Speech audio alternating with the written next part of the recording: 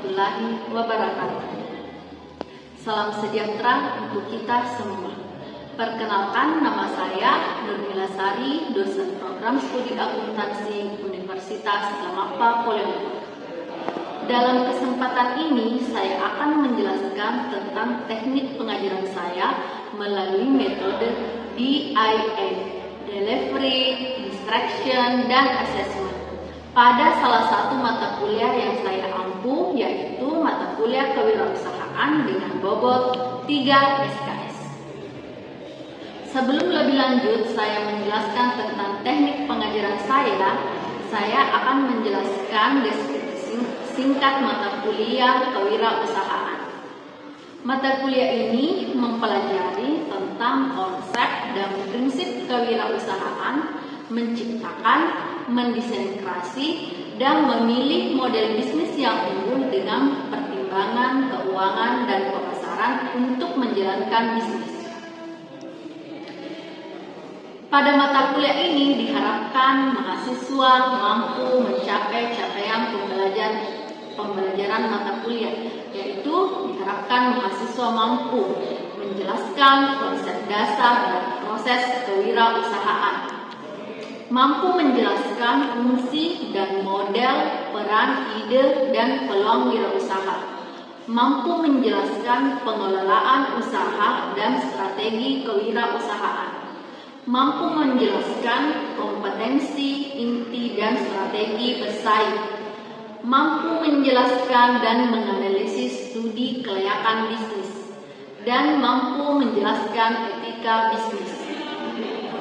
Untuk bisa mencapai kemampuan tersebut, mahasiswa diberikan materi-materi pembelajaran yang akan dibahas selama 14 kali pertemuan.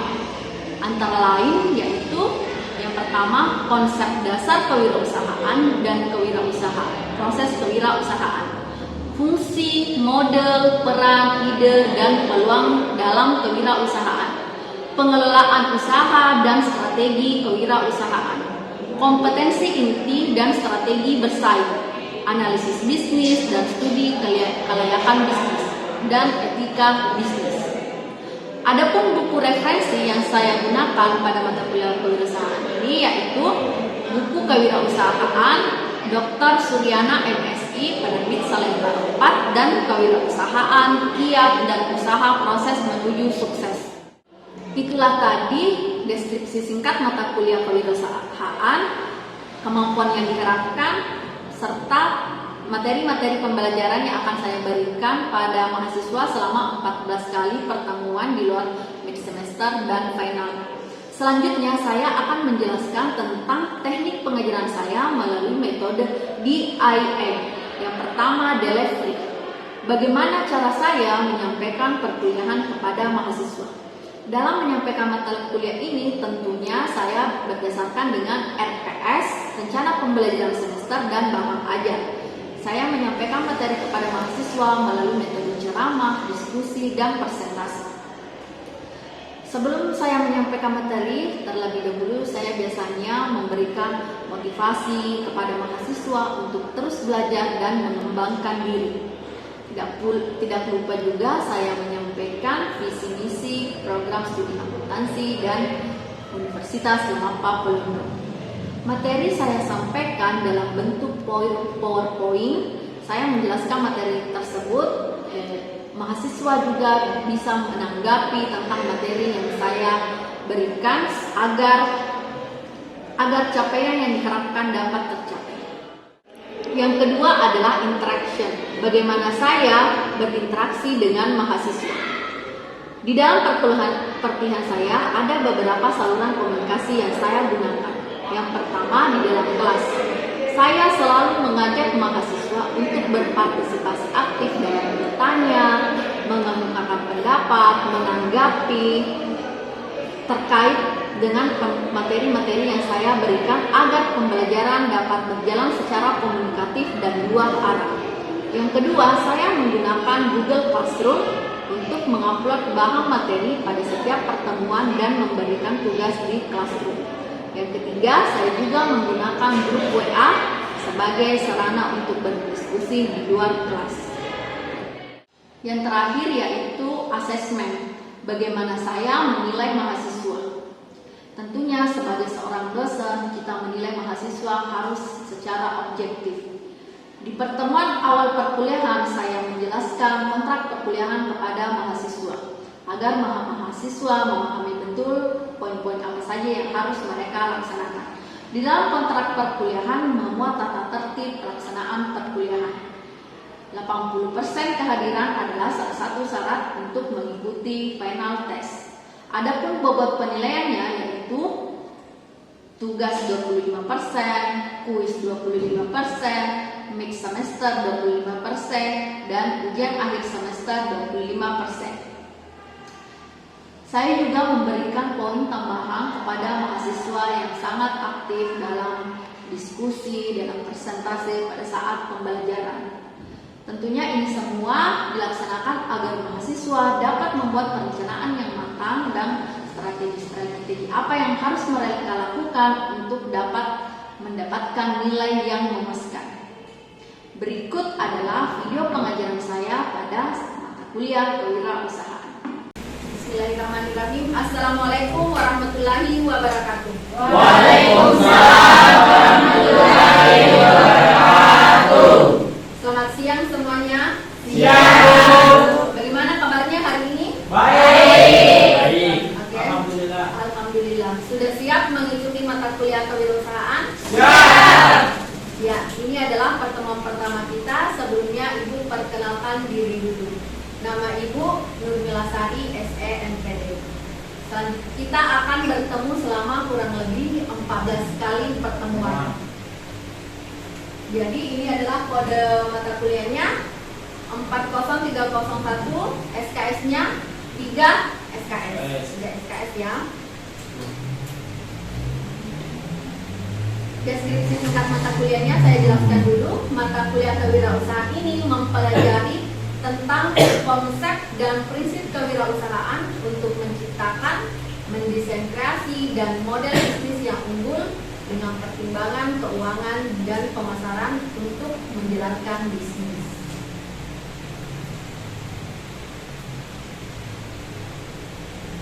Berikut adalah capaian pembelajaran.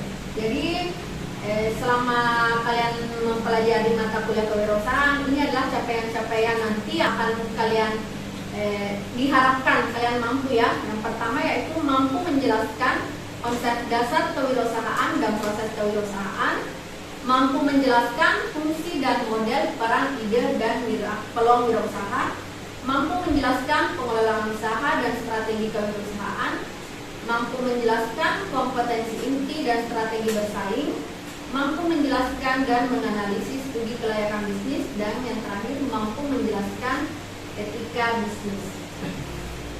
Jadi untuk pertemuan pertama, kedua, dan ketiga kita belajar tentang konsep dasar kewirausahaan dan proses kewirausahaan. Pertemuan 4, 5, 6, dan 7 itu kita belajar sama-sama menjelaskan fungsi, model, peran, ide, dan peluang wirausaha. Untuk pertemuan selanjutnya 8 itu kita ada mid test.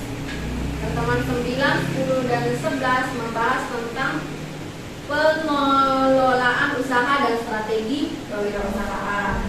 Pertemuan ke-12 yaitu tentang kompetensi inti dan strategi bersaing.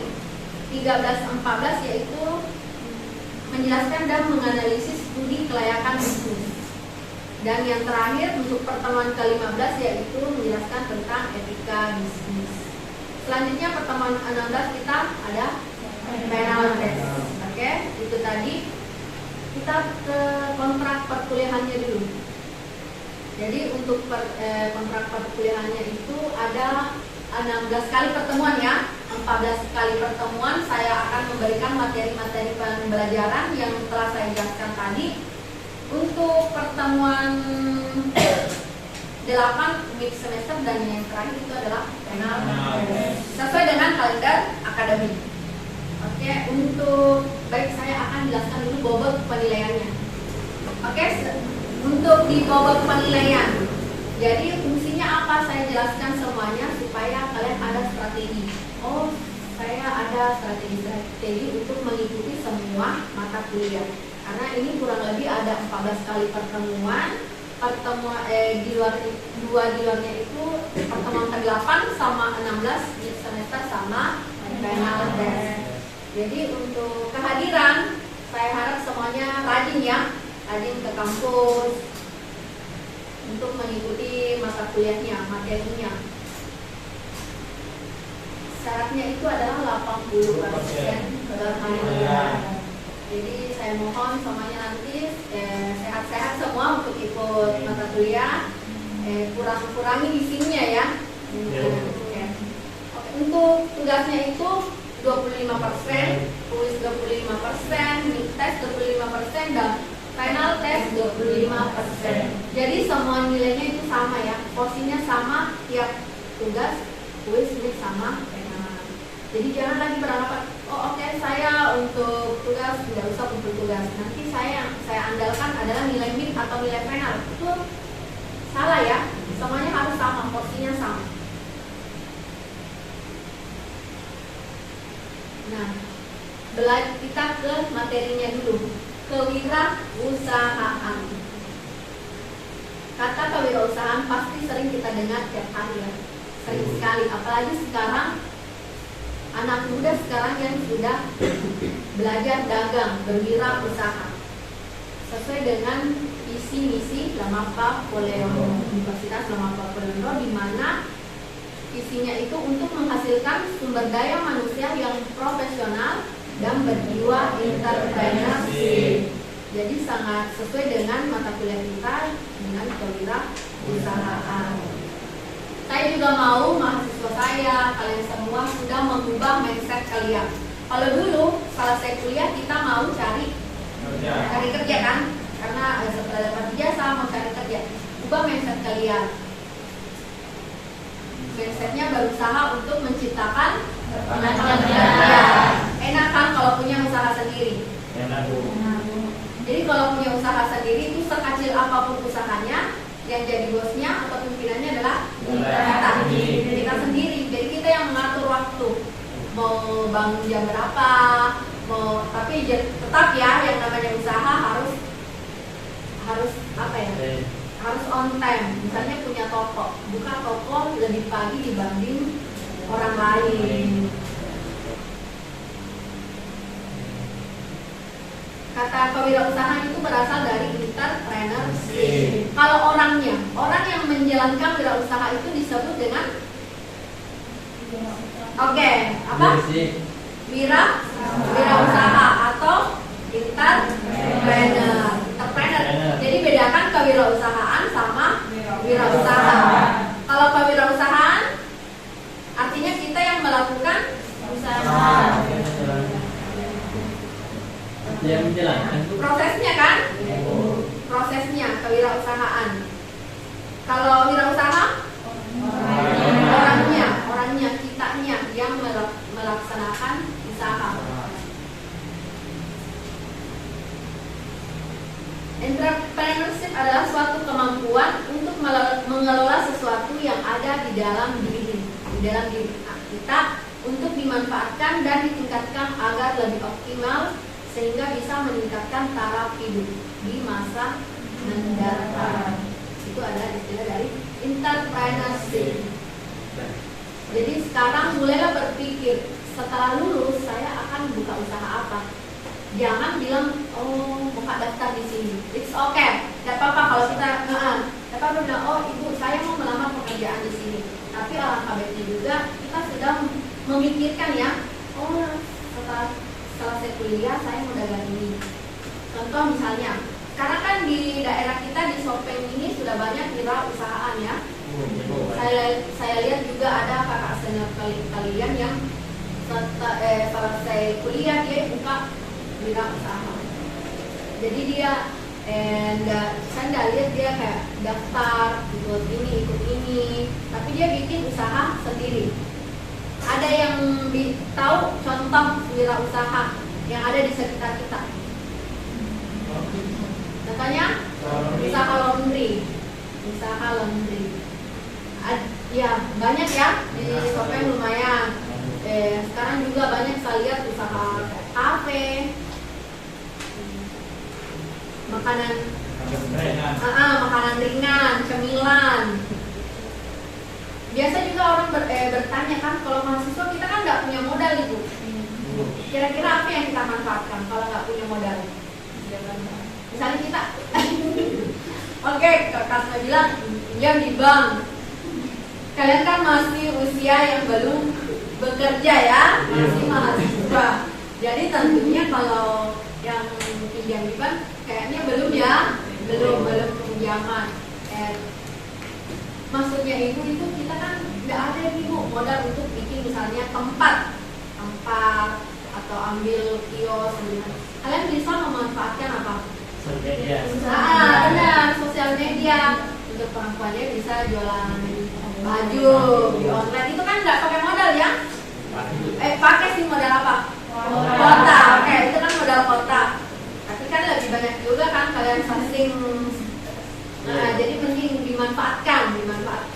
Bisa di WA, di Instagram, Facebook juga. Kalau Facebook lebih banyak juga ya. Lebih banyak. Jadi kalau cewek-ceweknya bisa memanfaatkan itu, berapanya, laki-lakinya juga. Jadi sekarang menurut saya kalau mau jadi orang kaya itu wirausaha, berdagang sesuai dengan Rasulullah ya. Nabi Muhammad itu adalah pedagang yang sukses, pedagang. Jadi kalau mau sukses itu berdagang. Bukan berarti kita menjudge sama orang yang kerja di kantor pemerintahan, tidak kan? Tidak. Cuman kita membandingkan. Kalau di wirausaha, waktunya lebih apa? Lebih fleksibel kan? Bisa menyelesaikan. Kalau kantoran kan datang, setiap pagi datang, pagi sampai sore. Apalagi kalau pegawai bank ya, biasa sampai ada lemburnya. Oke, selanjutnya kita ke kewirausahaan. Di sini banyak sekali pengertian kewirausahaan menurut para akademisi. Salah satunya adalah menurut Ahmad Sanusi, yaitu suatu nilai yang diwujudkan dalam perilaku yang dijadikan dasar sumber daya, tenaga penggerak, tujuan, siasat, kiat, proses, dan hasil bisnis. Itu menurut Ahmad Sanusi.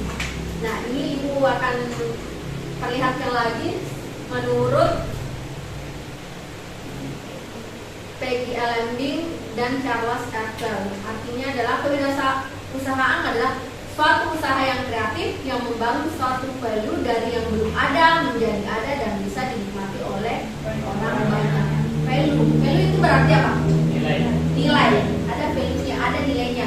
Dari yang belum ada menjadi yang ada dan bisa dinikmati oleh orang banyak.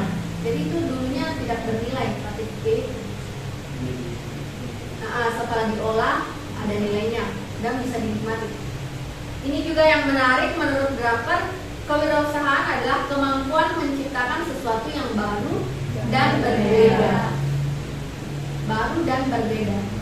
Artinya kita menciptakan misalnya produk yang tentunya baru dan berbeda dari orang lain. Jangan kita ikut misalnya, oh dia sudah bikin kue ini, bikin lagi kayak ini. Itu kan namanya kita mengikuti orang ya. Tapi di sini diusahakan kita menciptakan sesuatu yang baru dan berbeda. Contohnya apa?